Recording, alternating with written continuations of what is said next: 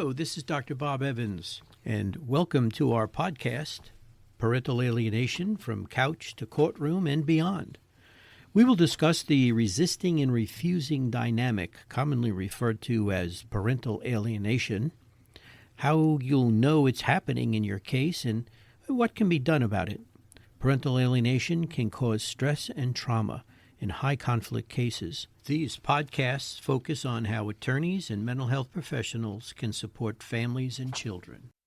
There is a phrase I hear with some regularity in depositions and in cross-examination in court, delivered with a confidence that is meant to foreclose discussion rather than invite it. The phrase is, "The scientific community has rejected parental alienation." I want to spend this episode on what the scientific community has actually done, because those two things are not the same. What the scientific community has done over the past 4 decades, and with accelerating productivity in the past 15 years, is produce a body of peer-reviewed empirical literature that documents parental alienation across cultures, across jurisdictions, across research methodologies, and across the lifespan. What a subset of professional organizations has done is issue position statements that reflect political pressure from specific advocacy groups and that do not, when examined carefully, engage with that literature on its merits. Those are different enterprises. The first is science, the second is institutional politics. Conflating them, presenting an organizational position statement as the verdict of the scientific community is a rhetorical strategy, not an argument, and it is a strategy that collapses the moment the actual literature is placed in front of anyone who is willing to read it. This episode places that literature in front of you. By the time we are done, I want the phrase, "the scientific community has rejected parental alienation," to be, for every person listening, permanently and specifically unusable. Not because the debate is over, science is never over, but because the claim is factually wrong, and factually wrong claims should not survive contact with the facts. Segment 1, Reframing the Question. Before I walk through the research literature, I want to say something about the question the literature is answering, because the question has been framed incorrectly, and the incorrect framing has done significant damage. The framing that opponents of parental alienation evidence deploy in courtrooms is this: does parental alienation, as defined by Richard Gardner, exist? And they answer no, because the DSM does not include it, because professional organizations have declined to recognize it, and because Gardner himself is a discredited feature. That framing is designed to fail. It ties the existence of a clinical phenomenon to the fate of a specific label attached to it by a specific clinician in a specific historical moment, and then attacks the label and the clinician rather than the phenomenon. It is the logical equivalent of arguing that stomach ulcers do not exist because the original term for them was incorrect, or that the germ theory of disease is invalid because Samuel Weiss failed to persuade his contemporaries. The correct question, the question the research literature is equipped to answer, is: does a recognizable pattern of parental behavior exist in which one parent systematically undermines a child's relationship with the other parent, producing in the child a set of behavioral and psychological consequences that are harmful to the child's development and well-being? And to that question, the answer of the empirical literature is an unambiguous yes. The phenomenon has been documented under multiple terminologies or labels: parental alienation, parental alienating behaviors, hostile aggressive parenting, resist and refuse dynamics, caregiver-child relationship problems. The terminology varies, the clinical reality does not. What Gardner named and systemized in 1985 is what researchers are measuring, quantifying, and documenting in peer-reviewed journals today. The label is contested. The phenomenon is not. In segment 2, we're going to talk about how widespread the prevalence research. The first question any honest assessment of a clinical phenomenon must answer is, how common is it? Rarity does not determine validity. Genuine rare disorders are real, but prevalence shapes the public health implications of recognition or non-recognition. If parental alienation is rare, its exclusion from diagnostic frameworks and courtroom practice has limited consequences. If it is common, the consequences of exclusion are substantial. The most methodologically rigorous prevalence research to date has been produced by Jennifer Harman and her colleagues at Colorado State University. Harman is a social psychologist whose research programs on parental alienation have been conducted with the methodological standards of academic social science, peer review, replication, and explicit engagement with competing explanations for the findings. In a 2016 chapter published by Oxford University Press, Harman and her colleagues presented findings from a national survey examining the prevalence of parental alienating behaviors in the United States. The methodology used established survey instruments adapted to measure the specific behaviors Gardner described: denigration of the other parent, interference with contact, loyalty conflicts, and related behaviors, without relying on self-report from the parent being accused, which would introduce obvious response bias. Their estimate, approximately 13.4 million parents in the United States reported being targets of parental alienating behaviors. When combined with estimates of affected children, the figure approaches 22 million Americans, parents and children combined, who have experienced parental alienation in some form. 22 million Americans. To put that figure in context, the National Institute of Mental Health estimates that approximately 19.1 million Americans are affected by major depression disorders in a given year. The CDC estimates that approximately 18 million Americans are living with diabetes. Parental alienation, on Harman's prevalence estimates, is not a rare clinical curiosity. It's a public health phenomenon of the first order. Harman and her colleagues, Maren Matthewson, mispronounced that, apologies, extended this research in subsequent publications examining the psychological consequences for targeted parents. Consequences that include depression, anxiety, grief responses, characteristic of traumatic loss, and what Harman has described as a distinctive form of social victimization that carries features of intimate partner abuse. The targeted parent is not merely experiencing a difficult custody dispute. They are, in Harman's framing, experiencing a sustained campaign of coercive control that operates through the medium of the child.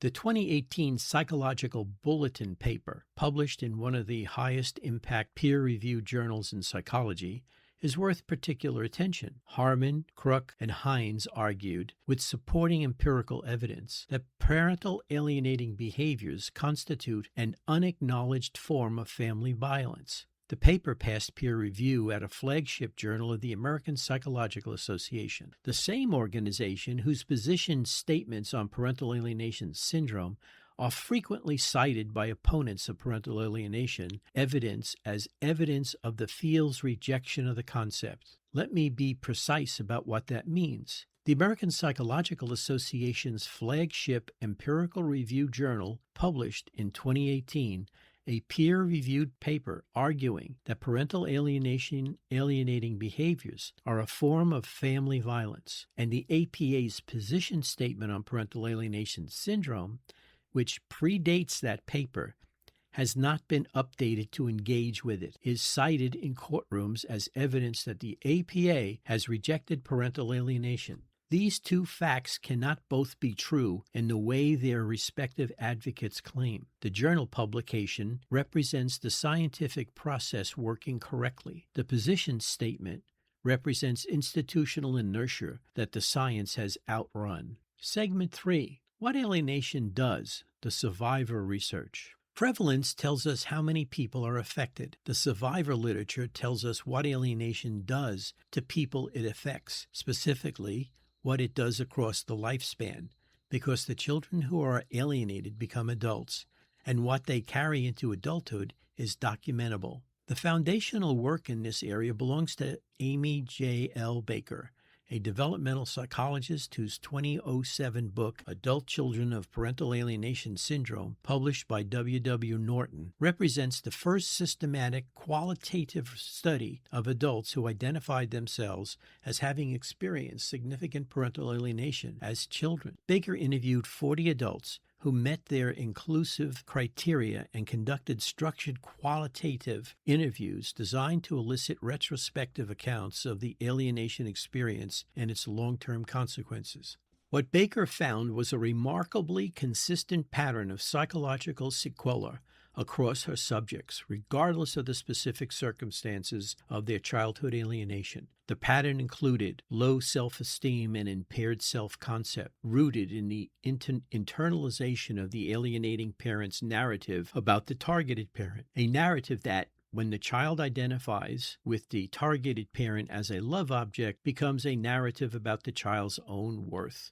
Depression, which Baker's subjects reported at high rates and which she continued to the unprocessed grief of the severed attachment. Difficulty with intimate relations in adulthood, particularly a pattern of recreating the loyalty conflict dynamic from childhood in romantic partnerships, and a distinctive grief response that Baker described as mourning a parent who was physically alive but psychologically unavailable, a loss that is, in some ways, more difficult to process than death because it lacks social recognition and permits no closure. Baker's subsequent research extended these findings in several important directions.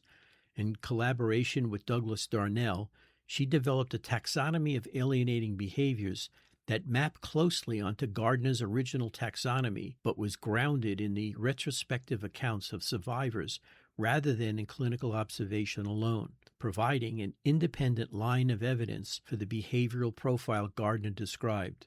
In later work, Baker examined the specific psychological mechanisms through which alienation produces its long-term consequences, identifying the internalization of the alienating parent's worldview as a central pathway. The child who is taught to view the targeted parent as worthless and dangerous does not simply update that belief when they reach adulthood. They carry it, and they carry it into their sense of self because the targeted parent is, in the deepest object relational sense, a part of who they are.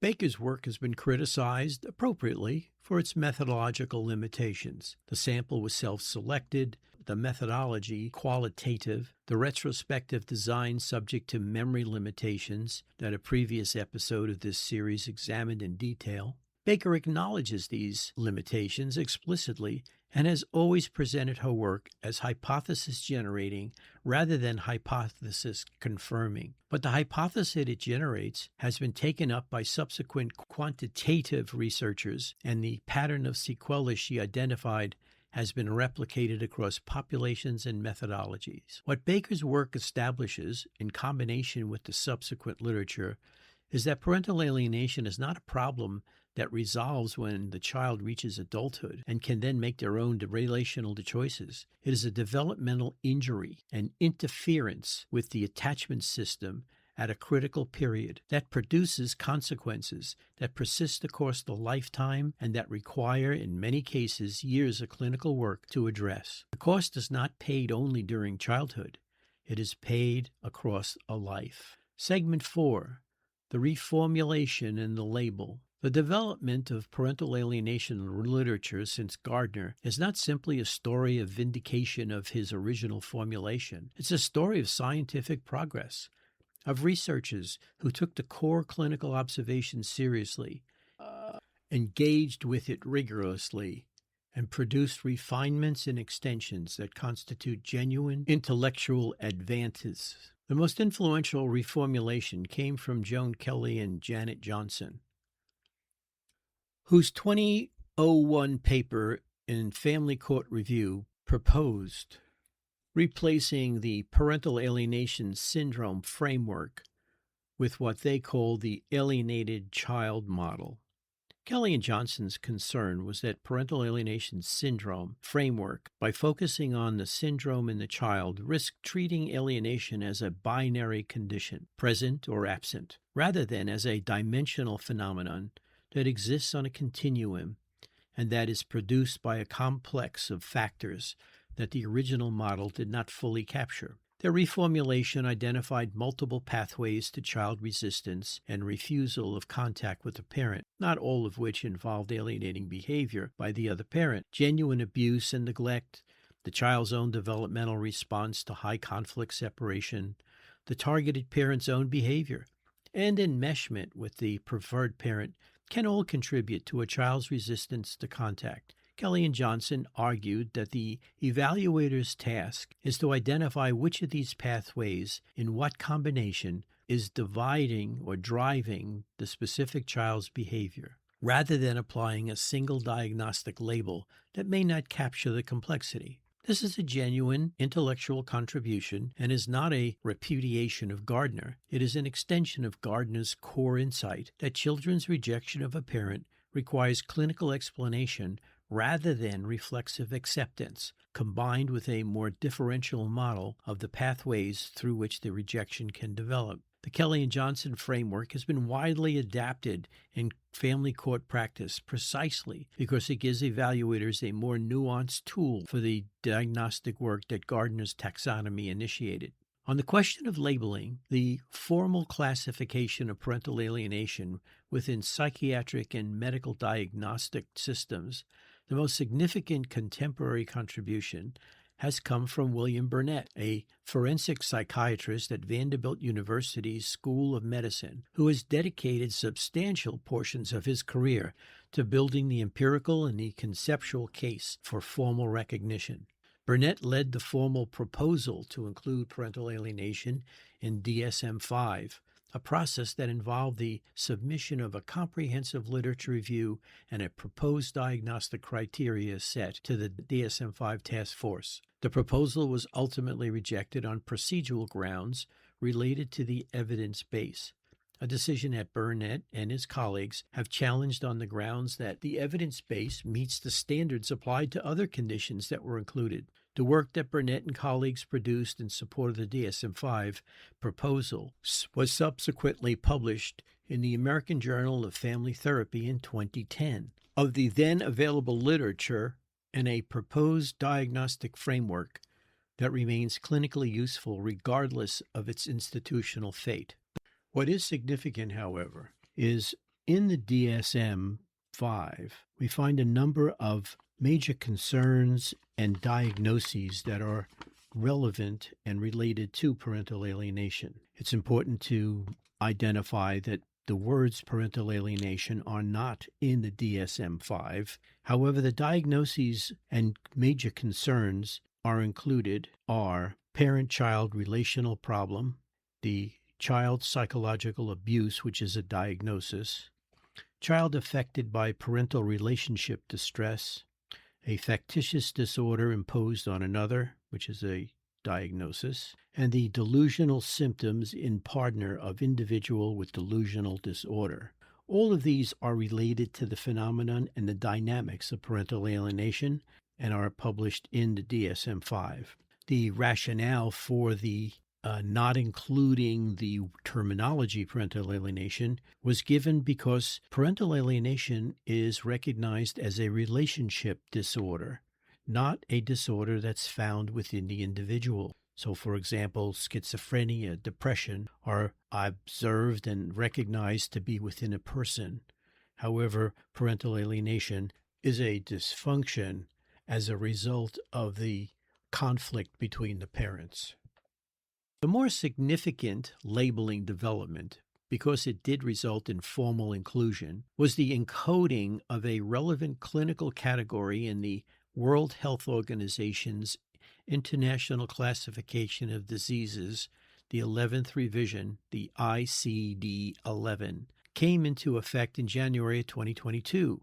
It includes, under code QE52.0, problems associated with interpersonal interactions in childhood, a category that encompasses caregiver behaviors that interfere with children's relationship with other caregiver. The language is careful and the code is broad, but the clinical reality, it encodes precisely the reality that Gardner described, a caregiver systematically undermining a child's attachment to the other caregiver to the child's developmental detriment. The ICD-11 is not a peripheral document.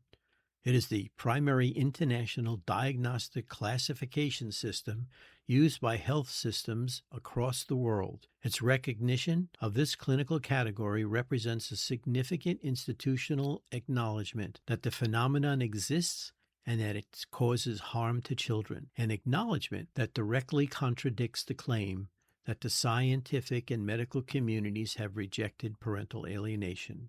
Segment 5, The World is Watching, International Legal and Legislative Recognition. The United States legal system is not the only arena in which parental alienation has been litigated, recognized, and debated. And the international picture, which is considerably more developed in some jurisdictions than the American picture, is directly relevant to the courtroom argument because it undermines the claim that the rejection of parental alienation evidence represents an international scientific consensus. In Europe, the recognition of parental alienation as a recognizable harm in family law proceedings has advanced substantially over the past 2 decades. Courts in Spain, Germany, Italy, the United Kingdom, Brazil, and France have recognized parental alienating behaviors as a form of child psychological abuse and have awarded remedies accordingly, including changes of custody, suspension of the alienating parent's contact with the child pending therapeutic intervention, and contempt sanctions for interference with court-ordered contact. The European Court of Human Rights has addressed cases involving parental alienation in the context of Article 8 of the European Convention on Human Rights, which protects the right to family life, finding that states have a positive obligation to make effective measures to reunite separated parents with their children when alienating behavior has been established. In Latin America, the legislative recognition of parental alienation has moved faster than in any other region of the world. Brazil enacted legislation specifically addressing parental alienation. I'm not going to say this properly, the Ley de la Alienación Parental.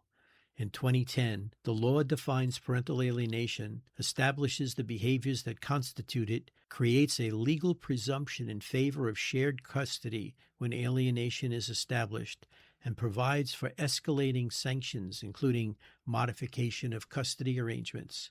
Mexico has enacted similar legislation at the federal and state levels.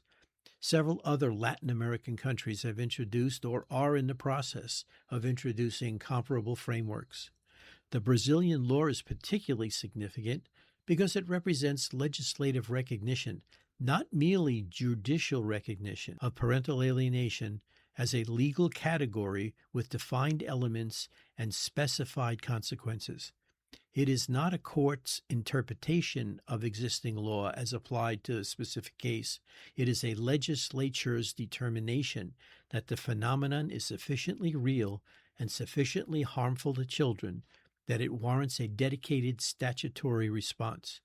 That determination was made after review of the clinical and empirical literature by legislators and their advisors.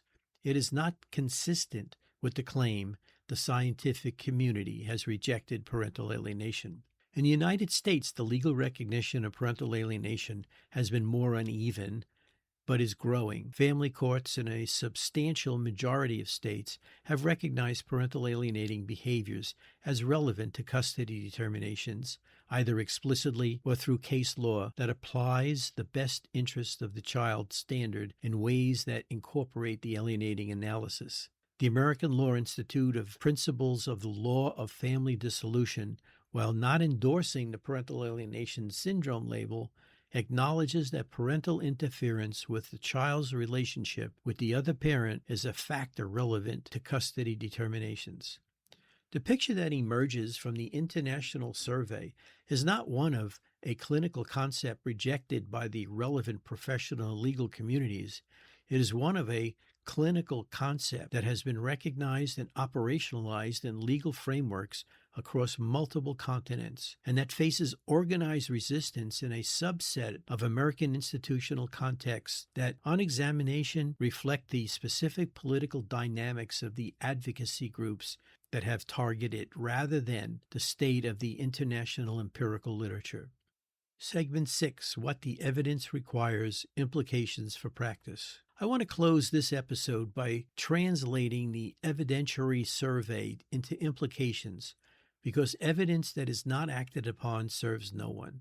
For the mental health clinician, the evidence reviewed in this episode and in the 4 episodes that preceded it constitute a sufficient basis for the recognition of parental alienation as a clinical phenomenon warranting evaluation and intervention. The ICD-11 provides a coding framework.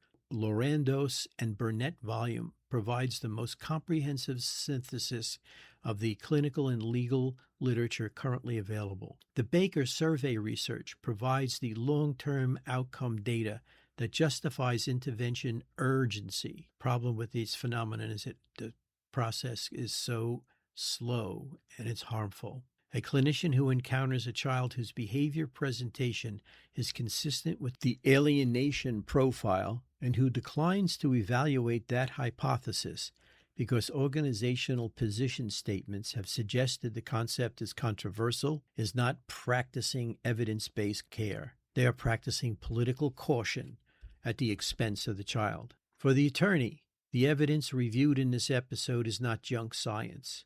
It is peer-reviewed, published in flagship journals, and coded in the WHO's international classification system and recognized in the legal frameworks of multiple countries. The Dalbert and Fry challenges to parental alienation that are filed in American courts are not the verdict of the scientific community on the validity of the science. They are a litigation strategy, and a strategy that the literature reviewed in this episode, presented carefully and completely to an educated bench, does not support. The attorney who is equipped with this literature is equipped to answer those challenges with precision. For the judge, the best interests of the child standard, which every family court in the United States applies as its governing framework, cannot be served by a court that systematically excludes evidence bearing on a form of harm that affects tens of millions of Americans and that produces documented developmental consequences across the lifespan. The organizational position statements that are sometimes cited as the basis for excluding parental alienation evidence were not produced by evidentiary process that governs judicial decision-making. They were produced by political processes inside professional organizations. The peer-reviewed literature and the international legal frameworks reviewed in this episode are the relevant evidentiary record. Judicial education on parental alienation is not optional for a court committed to the best interests of children. It is a prerequisite for doing that work well. It is a prerequisite. And for the parent who's living through this, the evidence is on your side, not because you are always right. Rigorous evaluation exists precisely to distinguish between cases of genuine alienation and cases where the child's resistance to contact has other explanations, and that distinction must be honored. But the phenomenon you are experiencing has been documented, studied, quantified, and recognized in legal systems across the world. The claim that it does not exist is not a scientific claim, it is a political one, and the political claim is losing ground steadily to the weight of the evidence. In the next episode, we turn to the primary contemporary weapon against parental alienation evidence in the courtrooms, the Meyer et al. 2019 study, funded by the National Institute of Justice. We'll examine that study's methodology in forensic detail, its sampling limitations, its coding reliability problems, the conflation of alienation allegations with abuse allegations that undermines its central conclusions. And we will examine the response literature that has engaged with it on its methodological merits. We will also address directly and seriously the domestic violence argument, the concern that parental alienation has been and can be misused as a litigation strategy by abusive parents to dismiss legitimate abuse disclosures. That concern is real. It deserves a real answer. and our next episode will provide one. Thank you. Thank you so much for joining us today. For more information on this topic, please visit www.drbobevans.com or www.naopas.com. We offer classes for both legal and mental health professionals to help educate them on the signs and strategies of parental alienation and how to move forward for a healthier environment for the children of divorce. Please visit www.naopas.com and sign up for our courses and use coupon code PODCAST for a 50% discount.